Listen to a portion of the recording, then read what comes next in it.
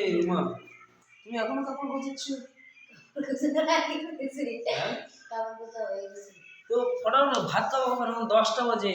রিশু ওইখানে মোবাইল দেখতেছে। তোমার তো সবসময় ব্যথাই থাকে, এই কাপড়গুলো গোছালে উপরে আরো আউলে ফেল।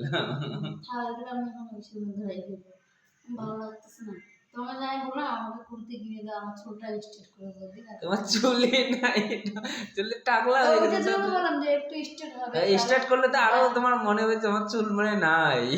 যেটুকুই থাকা না তোমাকে না ওই বাপিসির মার মতো চুলগুলো দেখা যাচ্ছে, সত্যি বলছি। বাপিসির মার চুলগুলো যেরকম না,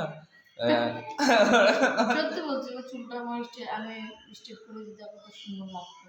তুমি না যে কাউকে জিজ্ঞাসা করে দেখো তোমার চুলগুলো বাপিসির মার আর মতো যেটুকু আছে ওইটুকু অনেক আমার তো ওরকম চুল স্টার্ট করলে দেখাই যাবে না।